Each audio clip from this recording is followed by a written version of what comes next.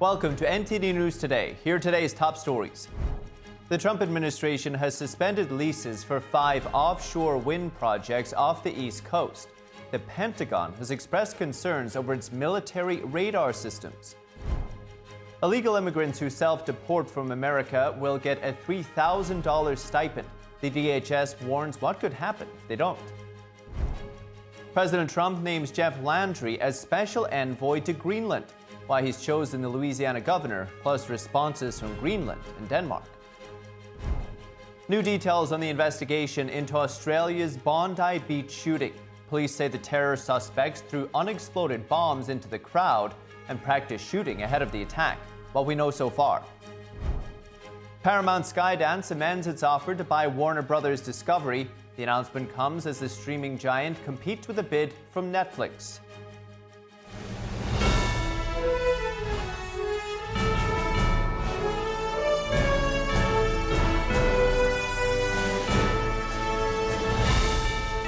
This is NTD News Today, live from our global headquarters in New York City. Today is Monday, December 22nd. I'm Paul Graney. Great to have you here. CBS has decided to hold off on airing an episode of 60 Minutes about a mega prison in El Salvador. The facility houses hundreds of Venezuelan deportees sent by the United States. New editor-in-chief Barry Wise made the decision just 2 hours before airtime on Sunday. The broadcaster said the episode would be aired at a future date. According to preview clips of the new piece, the show will feature correspondent Sharon Alfonsi speaking to deportees who had been sent to El Salvador's mega prison. Alfonsi defended the piece, saying it is fully correct and cleared by new standards officials. She called Wise's decision to hold off on the show a political one. In a statement to the New York Times, Wise said, quote, "Holding stories that aren't ready for whatever reason, that they lack sufficient context, or that they're missing critical voices happens every day in every newsroom." Wise was installed at the top of CBS News this fall when its parent company Paramount was bought out. President Trump has been critical of 60 Minutes. He sued last year over an interview with former presidential nominee Kamala Harris. The case was settled this summer with CBS agreeing to pay $16 million. And illegal immigrants who self-deport will be able to receive a $3,000 stipend. The Department of Homeland Security made the announcement today. The Trump administration has tripled the offer from $1,000. It applies to people in the U.S. illegally who sign up to leave the country by the end of the year. DHS Secretary Kristi Noem warned in a statement that those who don't self-deport will be found, arrested, and never allowed back into the U.S. again. The Trump administration in March launched a rebranded app called CBP Home to make it easier for people to self-deport. The administration says that it has removed over 600,000 illegal immigrants so far, while another 1.9 million have self-deported under President Trump. The administration is now preparing for a more aggressive push against illegal immigration in 2026, with billions in new funding.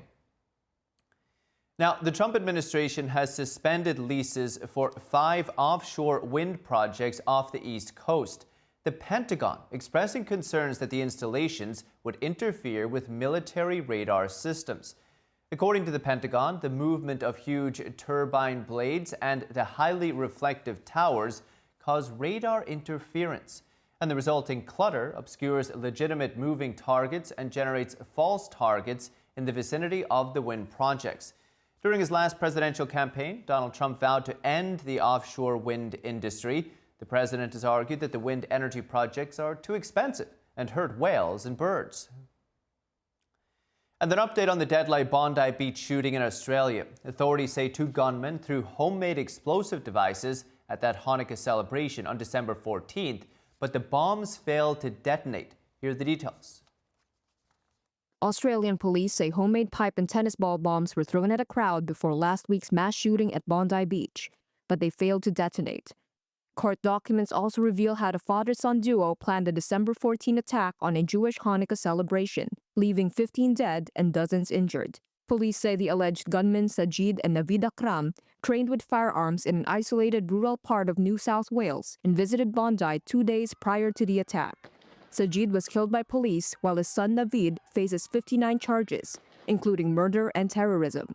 Investigators found a video on one of the gunmen's phones showing the pair sitting in front of an image of an Islamic State flag and making statements in English about their reasons for the attack and condemning Zionists. They allegedly carried firearms and improvised explosives to the park, but their homemade bombs did not detonate. Authorities later discovered 3D printed gun parts and bomb-making materials at their rental home. The attack has sparked fresh calls for firearm legislation, including from State Premier Chris Minns. Today we're introducing new laws, tough new laws, to protect the community, to crack down on hate and strengthen public safety. The New South Wales Parliament is debating legislation to cap firearm ownership, ban terror symbols, and restrict protests. Prime Minister Anthony Albanese, facing criticism over rising anti-Semitism, apologized Monday to the Jewish community. My message is that this is not a time for partisanship. This is a time for national unity. This is a time for the country to come together. 13 victims remain in the hospital, including 4 in critical condition, as tributes at Bondi are cleared for preservation at the Sydney Jewish Museum. And President Trump announced yesterday that he's appointing Louisiana Governor Jeff Landry as a special envoy to Greenland. Landry thanked Trump for the appointment in a post on X and said that the new role would not see him resign from his current position as governor. In a post on Truth Social, Trump said that Landry understands how essential Greenland is to U.S. national security. He said Landry will strongly advance U.S. interests for the safety, security, and survival of U.S. allies and the world. Greenland is a Danish territory that largely governs itself. Trump has said several times that the island should become part of the United States. He says the region is essential for U.S. security and has expressed interest in Greenland's mineral reserves. Landry praising the idea earlier this year, while Greenland and Denmark have consistently rejected it. In response to the news today, the leaders of the two nations said the U.S. won't take over Greenland. They demanded respect for the territorial integrity. The White House did not immediately respond to requests for comment. We'll keep you updated. And the U.S. Coast Guard is pursuing an oil tanker in international waters near Venezuela, the third in less than 2 weeks. Here's what we know so far. The U.S. Coast Guard said Sunday that it was pursuing another oil tanker in international waters near Venezuela. It was identified by British maritime risk management group Vanguard as Bella 1, pictured here in March in images verified by Reuters. The operation follows hard on the heels of the interception of the Panama-flagged Centuries on Saturday, seen in video published by U.S. Homeland Security Chief Kristi Noem. That second seizure came days after President Donald Trump announced a blockade of all sanctioned oil tankers entering and leaving Venezuela. The first Venezuela-related vessel seized by the U.S. on December 10th. The Skipper, a very large crude carrier, reached the Galveston offshore lightering area in Texas on Sunday. The vessels are said to be part of a so-called shadow or dark fleet of tankers that disguise their location and are used by buyers of Venezuelan oil to get around U.S. sanctions. Recent U.S. strikes on suspected drug vessels in waters near the country have killed at least 100 people, while military forces have ramped up their presence in the region. On Sunday, in Puerto Rico's Port of Americas, a U.S. Navy replenishment oiler was filmed, while at Mercedita Airport, mechanics were seen working on aircraft.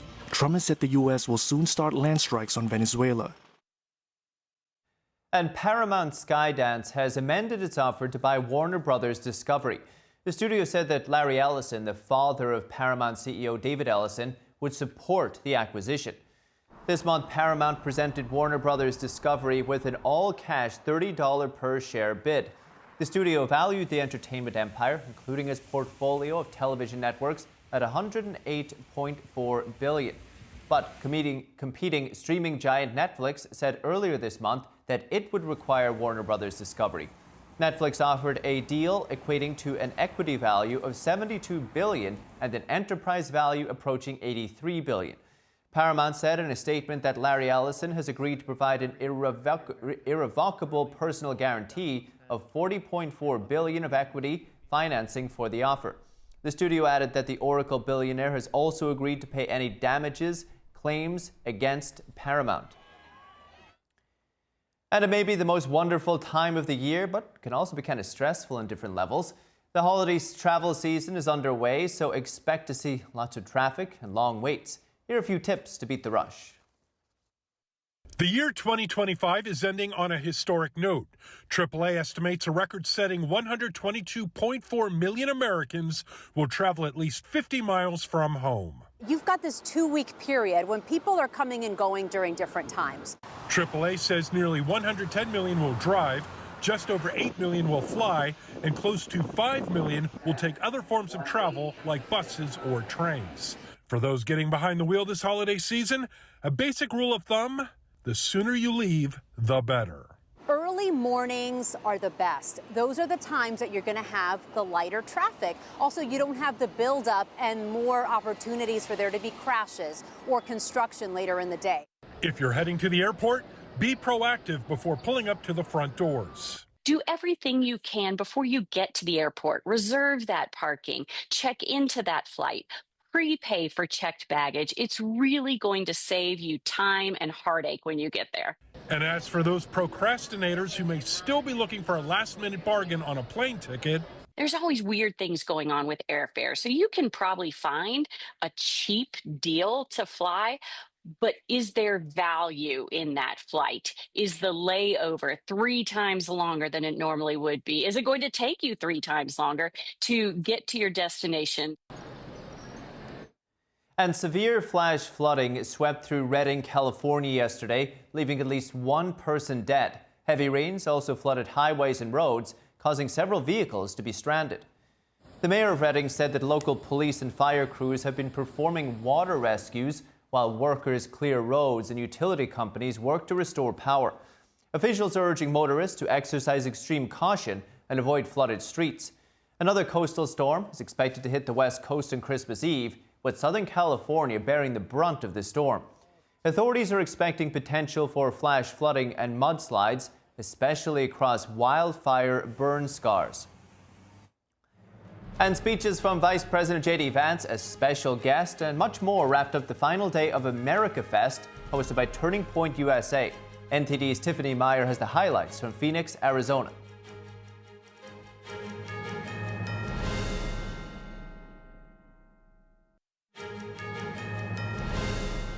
Welcome back. I'm Paul Graney.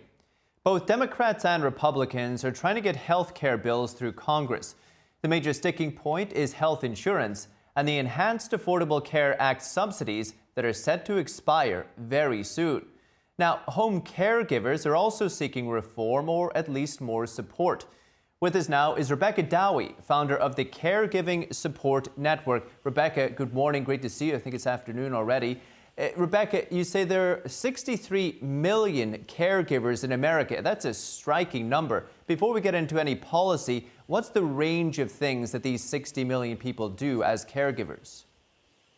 Hi, Paul. Thank you so much for having me. And I'm so glad that we're having this conversation today about family caregivers because, like you said, they make up 63 million Americans. That's 1 in 4 Americans. These are our coworkers, the person next to you at church, your next door neighbor. If you live in America, you know a caregiver or you are one. So these are families that are facing intense challenges every day, pouring themselves out for their loved ones. These are people who are stretched to the max already, financially, physically, spiritually, you name it. And that's why at the Caregiving Support Network, we believe in stepping in and helping them before they reach that breaking point.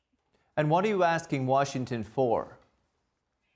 So I'm not here to advocate for any specific policies, but I did go to our caregivers this last week and I mentioned that I was talking to you today and I said, what is one thing you want people to know, especially the folks in Washington, around this issue of healthcare, health insurance, caregiving in general? And the general consensus was caregivers need more support and not less. And for example, Anne, she's been a caregiver for over 40 years for her husband and her son. And she said, I want 2 things. I want respect and I want support. And then Bonnie, who moved across states, she left her career behind, her home, her friends to take care of her brother who has a brain injury. She told me that these kinds of conversations are terrifying for family caregivers because they're already so stressed financially, they're not even able to take care of themselves.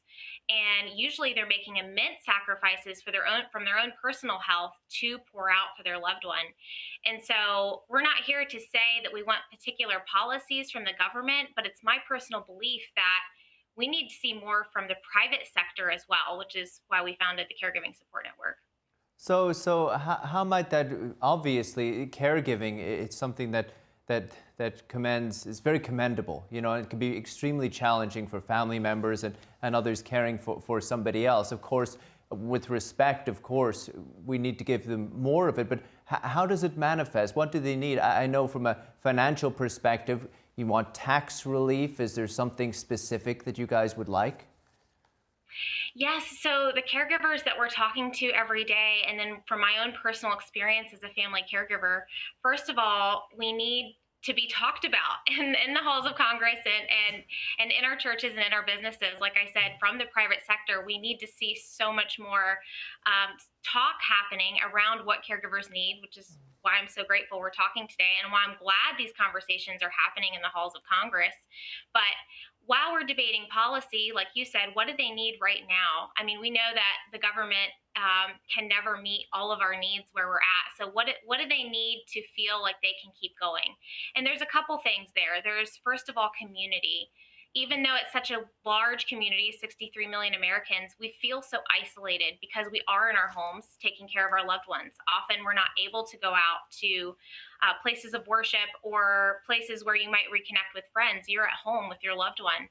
And so we need community, and we also need financial relief. Like I said, so many caregivers are sacrificing their own health, their own doctor's appointments, their own prescription costs to take care of their loved one. And so they need financial relief, and they need to be able to just take a break sometimes. I mean, as a family caregiver, you can't walk away from your loved one when you need a break. And that's what we do. That's what we do at the Caregiving Support Network, because we take care of them so that they can keep taking care of their loved one.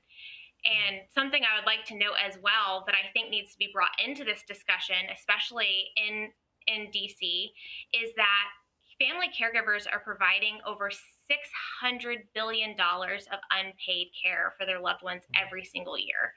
And that is a staggering amount. So if you take that to its logical conclusion, if family caregivers burn out and stop taking care of their loved ones, their loved one will have to go to a care facility or a hospital. And as we all know, nursing homes are already overflowing, hospitals are maxed out. And so not only is the conversation around family caregivers one of compassion, which obviously we believe in compassion at the Caregiving Support Network, that's what we're all about, and bringing them hope, but it's also an economic conversation. Yeah. You brought up a word, isolated, and for many caregivers looking after loved ones, you said you just cannot get a break. You know, that is the nature of it, and the sacrifice and the commitment that these caregivers have. Rebecca, there are a couple of bills at least going through Congress. I know I don't want to stick on policy, but there are a couple of bills going through. The Democrats have a bill, Republicans have a bill. You may not have seen the details, but is there anything that you like in there, or something else you would like them to consider as they move forward with them?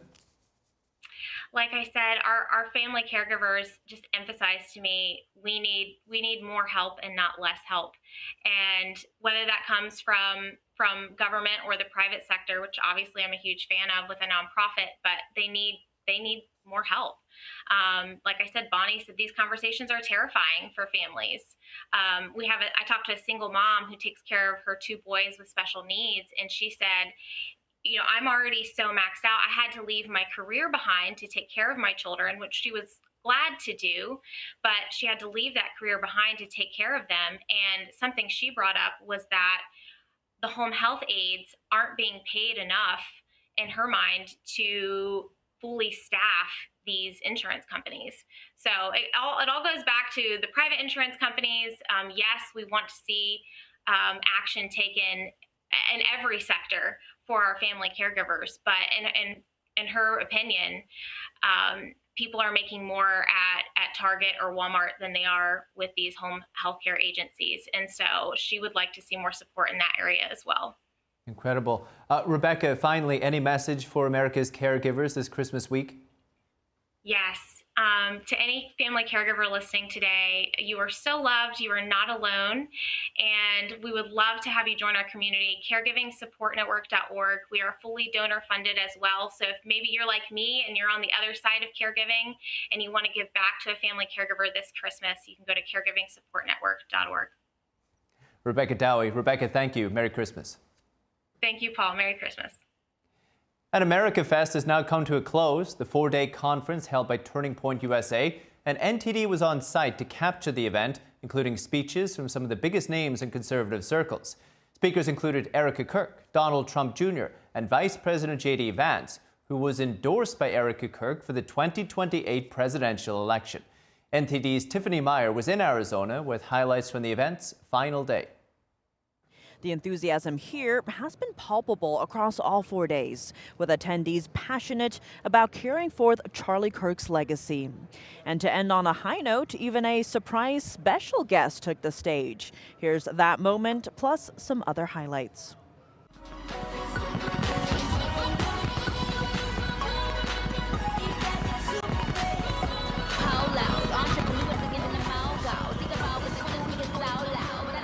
Hello, how are you?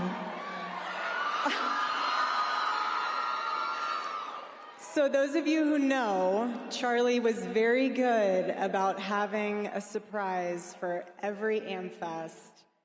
And we are so blessed to have you. We are so grateful. I mean... Thank you. I'm honored to be here.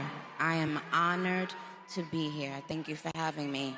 I have the utmost respect and admiration for our president.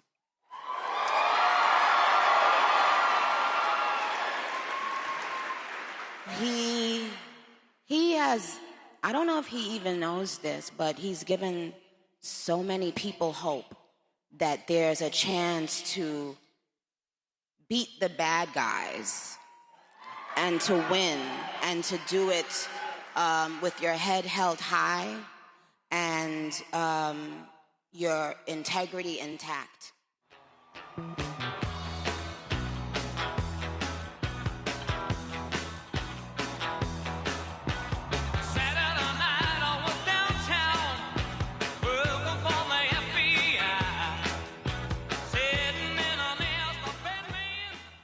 He says, make America great again because every American is invited. So if you love America, if you want all of us to be richer, stronger, safer, and prouder, you have a home on this team.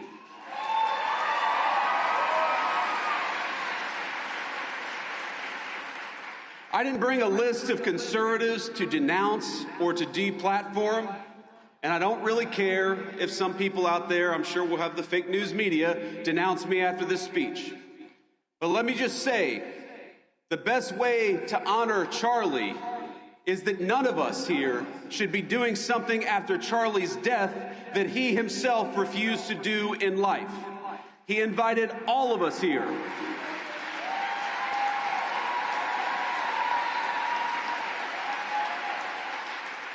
Charlie invited all of us here for a reason, because he believed that each of us, all of us, had something worth saying, and he trusted all of you to make your own judgment.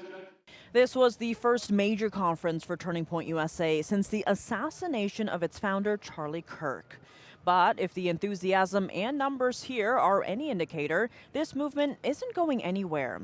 As the speakers on stage have said, it's only growing. And with Erica Kirk continuing Charlie's mission, AmFest 2025 drew in large numbers of female attendees, many of those young women crediting Erica with drawing them in. And in the spirit of Charlie, several debate stations popped up inside and outside the venue. For as Charlie famously said, when people stop talking, that's when you get violence. That's when civil war happens. In Phoenix, Arizona, for NTD News, I'm Tiffany Meyer. And gold prices are on track for the best annual performance in 4 decades as prices surpass $4,400 per ounce to kick off the trading week. And as interest in gold prospecting grows, in Arizona, guides lead eager enthusiasts hunting for the precious metal. NTD's Andrew Thomas has more on the modern-day gold rush. Gold prices have climbed more than 50% this year, reaching an all-time peak of $4,381 last month. The jump has gold guides like Lee Kane busy. But the president of the Gold Prospectors Association of Phoenix says the hype doesn't necessarily mean a boom for business. I do it to get exercise and try to gain a little profit out of it. You're not going to get, it's not a get-rich process.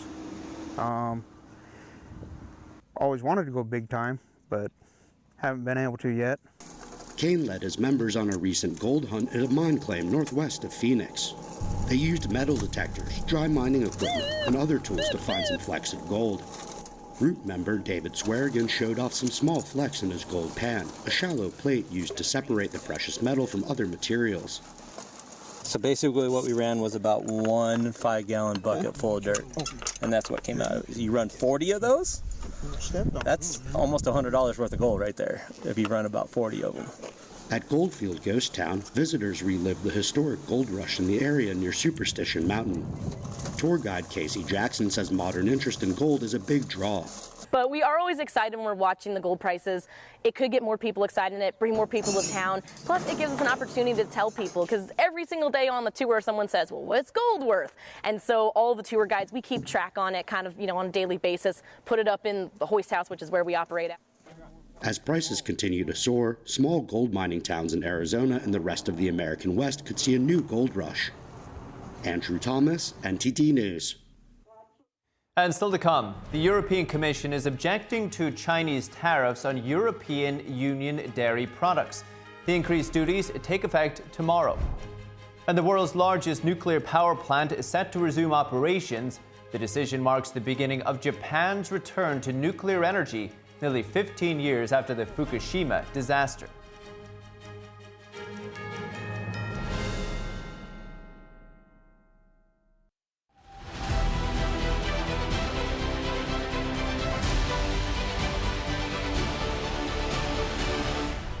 I'm Paul Graney. This is World Watch.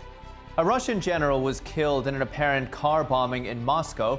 Russian officials are blaming Ukraine for the latest assassination of a senior military officer. Officials said Lieutenant General Savarov died this morning when he was killed when an explosive device under a car detonated. Savarov ran the Armed Forces Operational Training Department. State media said the 56-year-old had been in the position for 9 years. Officials say investigators are considering various motives for the attack, including a theory it was organized by Ukrainian special forces. Several prominent Russians have already been killed by explosive devices or shot dead in Moscow since Russia's invasion of Ukraine began in 2022. And the European Commission is objecting to China's announcement that it will impose tariffs on EU dairy products. The elevated duties take effect tomorrow. A Commission spokesperson said the bloc was responding. We are doing everything it takes to defend EU farmers and exporters, as well as the common agricultural policy, against China's unfair use of trade defence instruments. The Commission already took action at the World Trade Organization against China's initiation of this investigation on dairy. As always, the Commission will take all necessary steps to defend the rights of European producers. The tariff announcement follows a Chinese Commerce Ministry investigation opened in August 2024. Beijing said it reviewed subsidies provided by EU countries for their dairy and other farm products. Chinese officials say the tariffs on dairy imports will range from 21% to 42%. Comes after the EU investigated Chinese subsidies on electric vehicles and later imposed tariffs as high as 45% on China-made EVs. The EU maintains a $350 billion trade deficit with China. And a major incident was declared in England today. Police said a sinkhole at a canal in Shropshire left several boats stranded. According to the BBC, the two narrow boats sank into the cavity and two more were left stuck at the edge of a sinkhole while water appeared to have drained from the canal. Police said there were no reports of casualties. They urged the public to avoid the area and use alternative routes. And the world's largest nuclear power plant will resume operations following a regional vote in Japan. Today's decision marked the beginning of the country's return to nuclear energy nearly 15 years after the Fukushima disaster. the worst nuclear disaster since Chernobyl. Around 300 protesters gathered outside the Niigata Assembly today, holding banners reading "No nukes" and "Support Fukushima." Located 130 miles northwest of Tokyo, the 2011 earthquake and subsequent tsunami forced 54 reactors to shut down. Now, public broadcaster NHK reporting the plant's operator is considering reactivating the first 7 reactors on January 20th. And now to the capital of Taiwan, where authorities released new footage today of the suspect in a knife attack last week. They said he meticulously planned the crime since early 2024. He allegedly bought weapons and equipment over an extended period and took steps to evade police. In January and November, police say he purchased smoke grenades and other highly flammable materials. 3 people were killed, 11 injured in the attack. Authorities say the suspect later jumped to his death from a department store building. And the British government confirming their Foreign Office was hacked 2 months ago. Reports claim a Chinese state-linked group was behind the attack, potentially targeting the visa details of Hong Kongers and other Chinese dissidents in the UK. The British government says they cannot yet confirm or deny the reports, but NTD's international correspondent Malcolm Hudson has more. British Trade Minister Chris Bryant said the government had been hacked in October. This partly confirmed a report in The Sun newspaper which said a Chinese group had breached systems to access Foreign Office data. I have to be a little bit hesitant because it is certainly true that there has been a hack and the investigation is ongoing. We believe that we managed to close the loophole, as it were, or the gap. I know there's been quite a lot of speculation out there about whether this is related to China and so on. I can't confirm whether that is true or not. We simply don't know as yet. The Sun newspaper named Storm 1849 as the Chinese cyber gang responsible for the server breach, claiming it had accessed information relating to visa details. The Chinese state-linked group has been accused of targeting politicians and groups critical of the Chinese regime. In March last year, the British government formally blamed Storm 1849 for cyber attacks on members of parliament and on the UK's election watchdog. The Electoral Commission said details of 40 million voters were accessed by Beijing's spies. The latest hack has fueled warnings that China could have been targeting visa details of Hong Kong passport holders and dissidents who have fled to the UK. Bryant said the government was continuing to investigate, but said at this stage it is fairly confident that there was a low risk any individual would be affected. We've been talking to the Information Commissioner about precisely who may or may not have been affected, but though we think that it's a fairly low risk that individuals will have been compromised or affected. A UK government spokesperson said, "We have been working to investigate a cyber incident. We take the security of our systems and data extremely seriously." British intelligence agencies have warned about increasing large-scale espionage from China, particularly targeting commercial and political information. The UK's cyber agency, GCHQ, said last year it was devoting more resources to countering threats from China than any other nation. British Prime Minister Keir Starmer said earlier in December that China posed national security threats to Britain, but defended his government's decision to increase engagement with the country. Confirmation of a hack by a Chinese state group would be awkward for the government ahead of Starmer's planned visit to Beijing next year, which would be the first by a UK Prime Minister since 2018. Malcolm Hudson, NTD News, UK. Incredible. And drones date back to World War I, but Ukraine's war has seen their use evolve from a niche role into a central weapon, with thousands of drones scouting, directing artillery, and striking targets. Now here's a breakdown on how warfare changed in 2025. Drones have been part of war for many years. Simple remote-controlled aircraft were tested as early as World War I, but the conflict in Ukraine has seen their use grow significantly. They are no longer just for special tasks. Now, they are key weapons on the battlefield. One of the most effective weapons in the Ukraine war is the small, low-cost first-person view drone. FPVs, originally designed for civilian racers, are controlled by pilots on the ground and often crash into targets with explosives. The total cost of the drone's components can be as little as $500. Benjamin Wolba is co-founder of the European Defense Tech Hub.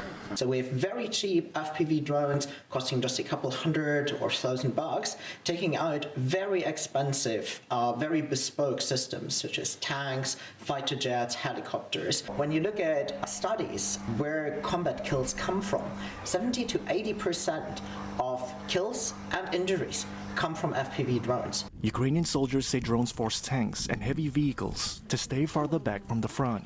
There are so many now that it's hard to move safely in trenches or bring supplies. If you're a large group of people, you're a very easy target. Drones can hit you very easily. What do Ukrainians and Russians do at the moment? They advance in very small groups, 2-3 people. Why? Because if you disperse many groups, the drone has a hard time chasing those individual groups. The best countermeasure is electronic warfare. When a drone signal is jammed, the pilot loses the ability to control the craft or can no longer see the video signal feed. But both Ukraine and Russia have ways to counter the jamming. So you're attaching a fiber optic cable on an FPV drone, and now you can transmit data through that fiber optic cable back to the operator. And the cable, it's on a spool, and it literally can extend 5, 10, but now 20 or even 50 kilometers. And the main benefit really being you do not need to rely on a radio link, which can be spoofed or jammed. Your communication cannot be disturbed, right? You, as long as the fiber stays on and does not break or get teared, you see, what the drone sees, and your enemy cannot hack your communication link. In response to the challenges posed by electronic warfare systems, Ukraine and Russia are now racing to develop AI-guided drones. They find and hit targets on their own without needing a constant signal from the pilot. Ukrainian industry figures say the tech needs more work before widespread use. In general, solutions change as threats change. So we need actually better radar technology to detect drones and to have better aerial intelligence. The same goes for interceptor drones. And still to come, in the NFL, a wild ending yesterday keeps the Steelers atop the division. NTD's Dave Martin joins us to discuss. And Spain's Christmas lottery has selected its winning number, known as El Gordo. The event draws the attention of most of the country every December.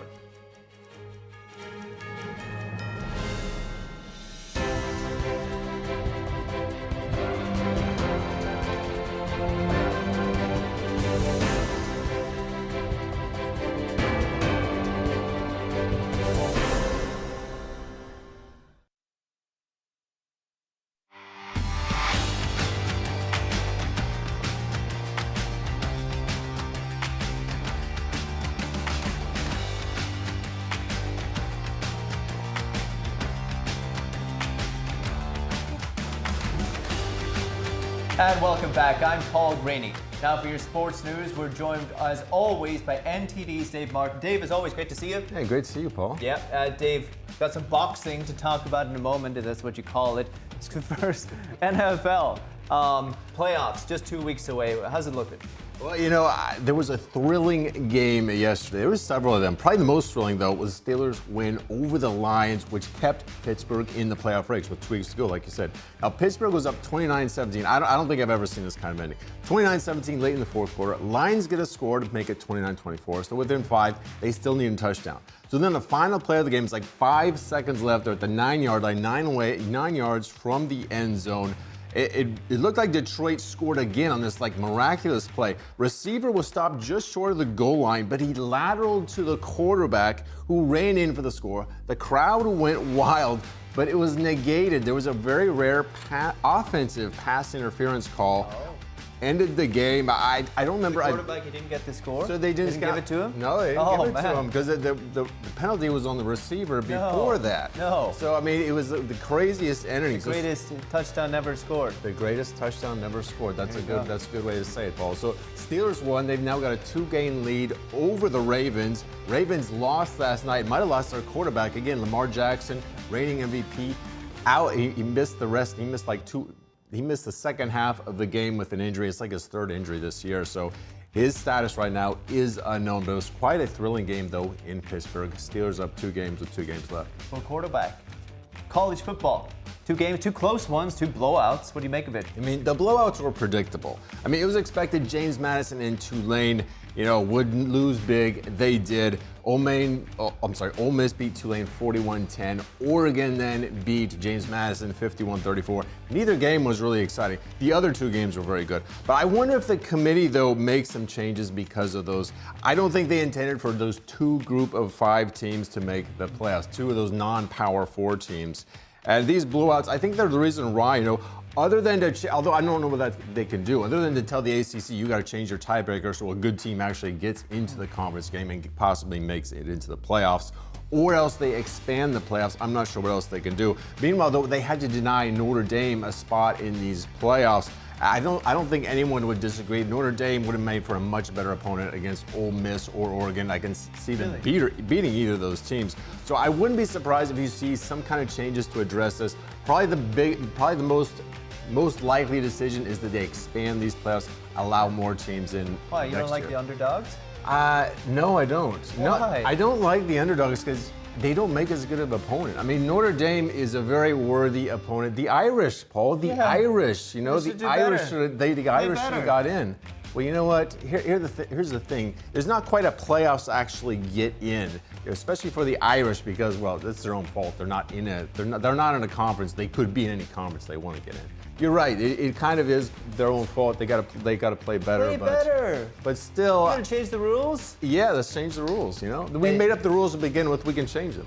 Talking about a guy who probably wants to change the rules, Jake Paul got a bad broken jaw on the weekend. Poor guy stepped into the ring with an Olympic gold medal. This guy's a beast. Anthony Joshua from the UK. He's a huge beast. Oh my gosh, 6'6". What'd you make of that? Poor guy, Jake Paul, broken jaw. Yeah, well, it looks like Paul is going to be all right. He posted a picture Saturday of himself in the hospital. Look at that jaw. That's the punch that ended the fight. Cheerio. He got millions for that punch, though, Paul. So you got to remember. I wouldn't take it. He said the surgery went well. 2 titanium plates on each went well. each side of the plate. The fight didn't go very well. He posted a picture of himself yesterday in his private jet with wads of money all around him. He looks fine, all right? He's consoled by his getting tons of money, that payday for that. But clearly, like you said, look at it. Look at that. 6'6", 250 for Anthony Joshua. Paul, meanwhile, feels like me standing with you. 6'1", 215.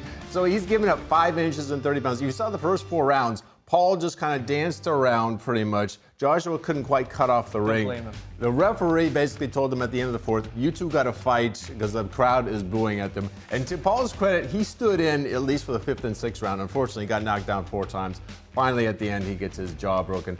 But he certainly looks like, and he said afterwards, cruiserweight is his better option. Now, cruiserweight is level right below heavyweight. It's got a weight limit of 200 pounds. Jake Paul said this? Yeah. Sure, that's it. Well, he normally fights cruiserweight. He normally doesn't fight heavyweight. This is only his 2nd heavyweight fight. First one was that Tyson one last year, which, whatever happened on that one. Anthony Joshua, they say he could possibly become the world heavyweight champion again at some point. He's already a 2-time champion. He's possibly one of the top 3 most dangerous boxers in the whole world. Yeah.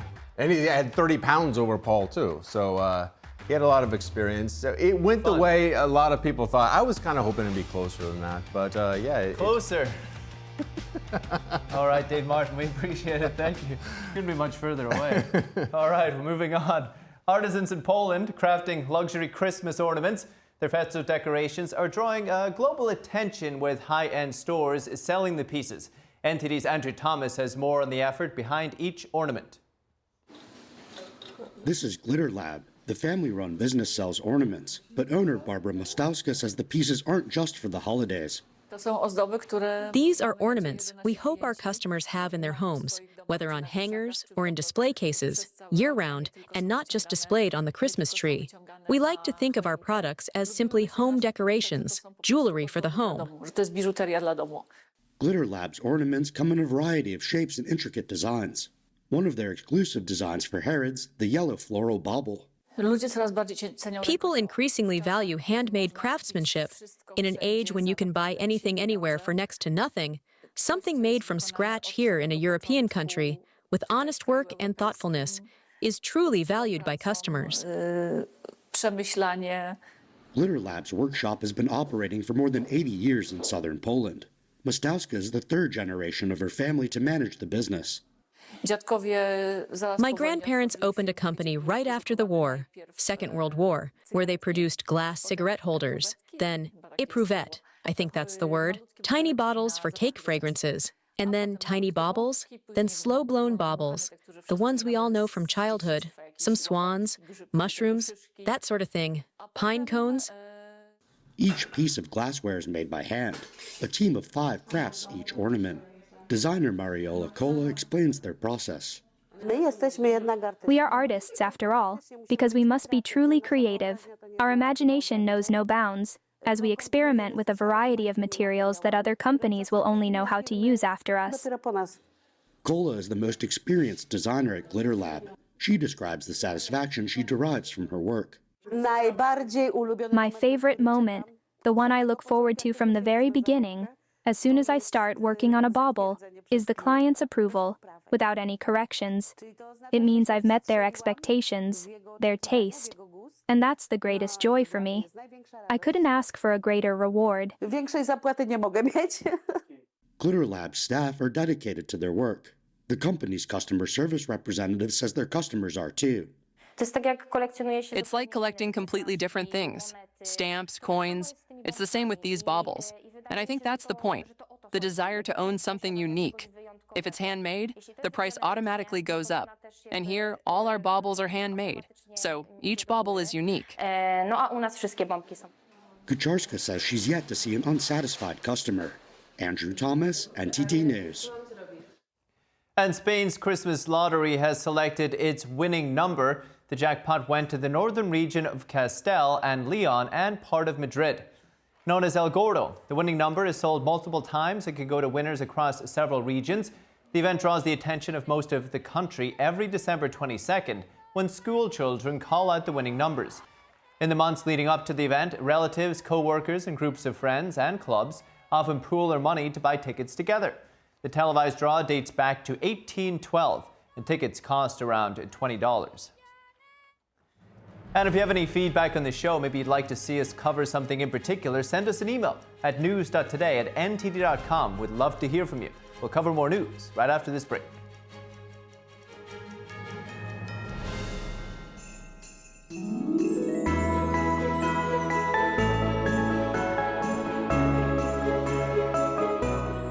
I'm Kevin Hogan, and on behalf of the NTD News Today team, we wish you a very Merry Christmas and a joyous holiday season.